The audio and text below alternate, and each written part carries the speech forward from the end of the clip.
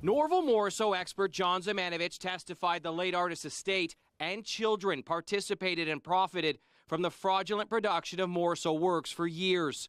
The children were an important, integral part of the fraud, Zemanovich told the court, as he described the actions of Morrisseau's estate when claiming dubious pieces were authentic, when in fact they were fakes. Zemanovich was called to testify by the defense in the sentencing hearing of Jeff Cowan, who was convicted by a jury last year of selling mimic Morrisseau works as part of a local art fraud ring in tandem with art authenticator David Paul Bremner and dealer Jim White, who had partnered with the Morrisseau estate to sell prints. Bremner and White struck deals with the Crown last summer for house arrest conditions in exchange for their testimony against Cowan, who defended himself without a lawyer. Cowan, now represented by Nathan Gorham and Brianna Vandebeek, arguing the Morrisseau estate, including CEO Corey Dingle, made claims it could influence the value of Morrisseau works as Morrisseau's family authenticated pieces, driving up their value.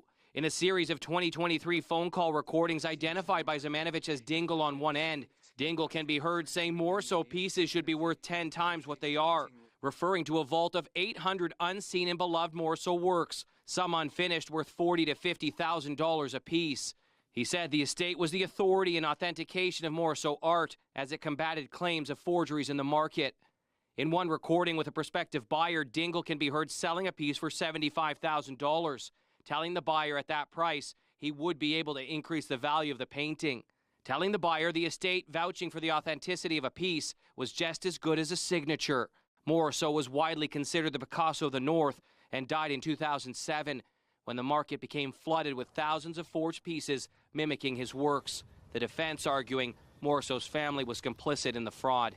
Cowan's sentencing hearing, which got underway in February, is scheduled to continue in September. Mike Arsleedy, CTV News, Barrie.